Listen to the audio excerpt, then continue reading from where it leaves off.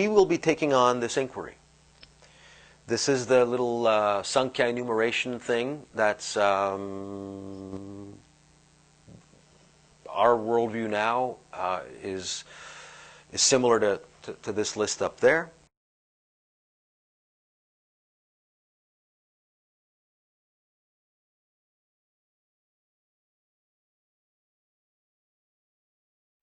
Self-world, most people would say, well, I noticed that self is made of body and mind, consists of body and mind. And world, there's space, there's a passage of time, and there's material objects moving through it. And in fact, there's also something called energy, which is not material. So that if you take a flashlight and you kind of shine it in a jar, the jar is filled with light, but its mass doesn't change. It's light is non-material. So we have this category now in our scientific worldview, matter-energy. These are both things that exist in the backdrop of time and space. And so we're going to examine these things. What exactly are these things? Are they things, in fact? Should we think about them in some different way?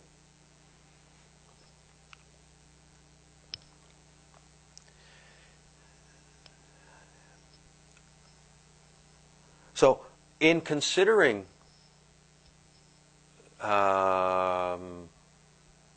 these very deep considerations, I've just said, well, there is space and there is time and there is matter and there is energy. But these are philosophical questions, really. And there's two words that are very important, ontology and epistemology. Ontology means, ask the question, what exists or is or real? And if we just by default go on our sensory mode certainly says, well, there's time and space and there's material bodies moving through, and there's a mind that's observing all of these, and the mind that observes all of these is totally apart from what's being observed. There's no connection.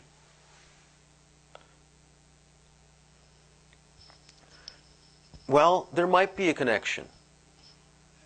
And so what we've just said, time and space just is, and consciousness observes it, our mind observes it, that itself is suspect unless checked out further. That's how deep this rabbit hole goes.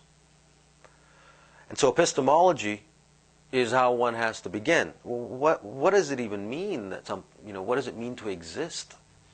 What do I mean by real? If the senses are picking it up as discerning, I call that real. But if I'm not discerning something via the senses, that's unreal. Like, how much am I picking up even? It's a very sticky thing. And the West, by default, leads with the sensory mode, especially in modern times. And we call this physics. This is the leading mode, the leading method to define knowledge about self and world is physics. And in physics, thus in our modern view, mind is like not a mystery at all. It kind of emerges from the beeping in the neurons in the brain. What this view tells us is that at some point there was this unexplainable and mysterious thing called the Big Bang. And then time and space emerged. This is standard scientific theory. And there was energy, and energy over time condensed to form matter. And over time, matter condensed to form greater and greater aggregates of matter. And one of these aggregates is this body. And the body also has a brain. And now, all of a sudden in the universe, for the first time, there arose consciousness. That's a story that we're being told. And there's a reason why that story is being told, because the examination that is behind that story is not enough. Whereas in the East, mind is not taken for granted. There is a discipline called yoga, for instance, that examines mind directly, examines consciousness directly, to discern its connection to external reality, to discern its connection to time and space and energy and matter. And that science in the West is in its infancy compared to thousands of years in the East. So, to go further, a little bit of detail. The West takes mind for granted. It believes mind is a late arrival in a previously occurring material existence. All right? That's one of the tenets. And you have to decide if that makes any sense at all. Mind arises due to a mechanical evolution of insentient matter, somehow. Like there's no force, there's no principle, it just somehow comes together. As one person said, that's equivalent to getting a room full of monkeys and giving them an infinite amount of time to just randomly hit keys, and eventually all the works of Shakespeare will be produced. You know, you have to decide if this makes any sense or not. To me, it's totally nonsense. It makes no sense. There's something wrong in this worldview. Another example was that a whole bunch of, given enough time, a whole bunch of scrap metal will assemble into a 747. It's just all material, mechanical, happened by itself somehow. It also believes mind is reducible to matter, that there's no question of any reality-creating function of mind. Mind is a passive observer of reality. Space, time, matter, energy simply exist. They just are. Ontological is. No more examination required. Mind just observes these. In the East, is that mind is not taken for granted.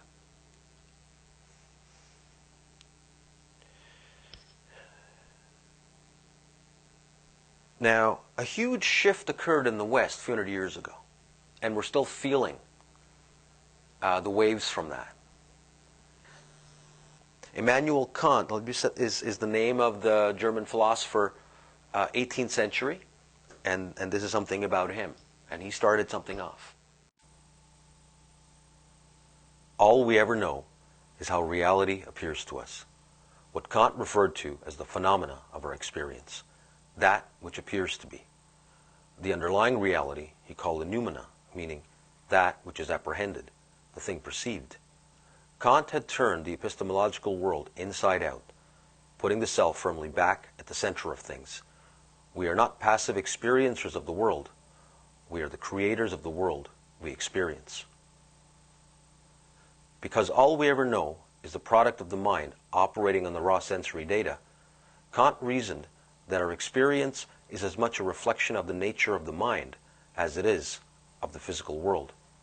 This led him to one of his boldest, and at the time, most astonishing conclusions of all. Time and space, he argued, are not inherent qualities of the physical world. They are a reflection of the way the mind operates. They are a part of the perceptual framework within which our experience of the world is constructed. And then 100 years later, 200 years later, came these revolutions in Western science, Einstein's theory of relativity, which we will go through, and the science of quantum mechanics, which we'll also go through, because there is now a whole new picture emerging. And, you know, this is very, very important. This changed the whole thing in the West, and this happened just recently. Prior to that, there was no question. It was all figured out, but it's all that's kind of rocking now. And it seems completely wild that time and space are not objective realities, and yet that's what we're going to explore. So, you know, there's two phrases here, phenomena and noumena. Phenomena is what's apparent, like the body is a phenomena, but it's coming through all these sensory filters and all these cognitive filters and things that I consciously don't even know about, really. We're always discovering new filters. And so whatever it is that's being apprehended and being turned into this image called the body, that's the noumena, whatever that is. That's the distinction Immanuel Kant set up. There's the phenomena and there's the noumena. And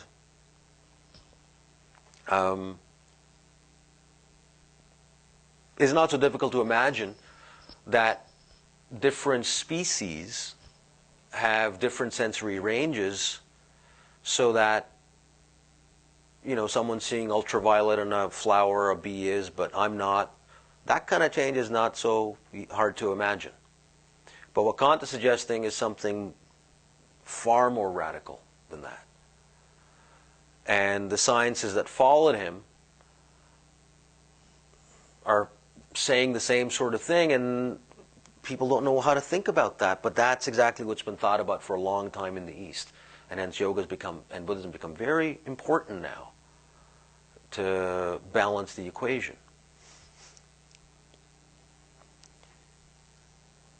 And here is the Kalama Sutta. The Buddha provides 10 specific sources which should not be used to accept a certain teaching as true without further verification. Oral history, traditional practices, news sources, scriptures or other official texts, logical reasoning, philosophical reasoning, common sense, one's own opinions, authorities or experts, one's own teacher. All of that is suspect unless you verify it further. Instead, he says, only when one has personally verified that a certain teaching is skillful, blameless, praiseworthy, and conducive to happiness, then one should accept it as true and practice it. More specifically, the verification pertains to whether a particular teaching does indeed lead to the diminishment and non-arising of the mental defilements of greed, hatred, and false views. Greed and hatred, easy to understand. What's he mean, false views? In one very important discourse called the Brahmajala Sutta, Buddha enumerated 62 possible views that thought can come up with and critiqued each one of them and said they're all deficient in this or that way. And one of them is what we call materialism, which is what we're kind of mired in now. Mind emerges from matter. And just from that one assumption, this incredibly difficult to get out of mess results in terms of belief systems and so on. And he's saying also, of course, you can't go on authority. It doesn't matter what it says in the Vedas or the Bible or whatever. Like, you have to verify it yourself. And you can't even rely on reasoning it out. You have to put it to practice, and the only test is whether it, first of all, leads to more peace, less hatred, less greed. If it doesn't do that, if you've got a worldview where there is a God and the God happens to like this tribe but that tribe and it results in wars, give that view up. It's not so good. If you have a view where human beings have souls but animals don't, and therefore you can do whatever you want to animals, they have no souls, that's going to lead to hatred and cruelty. Forget that view. All these views, the test is, does it lead to peace? And then false views, but that's a very deep inquiry that Buddha offers help with, certainly. Lots of discourses to do with that. And so we're going to look at individual reports, primarily of what I will call edge experiences, near-death experiences, experiences from meditation. So these are first-hand accounts. We're going to look at experimental data coming from the science of relativity, the science of quantum mechanics, and the science of consciousness research. And we're going to be looking at yogic and Buddhist texts, certain portions, certain quotes from these texts. And we're going to put it all together. Last thing, before we take a break, I'm going to take you through one what we're going to be examining. There are 8 what I've called common sense views. We'll examine all 8 of them using these sources.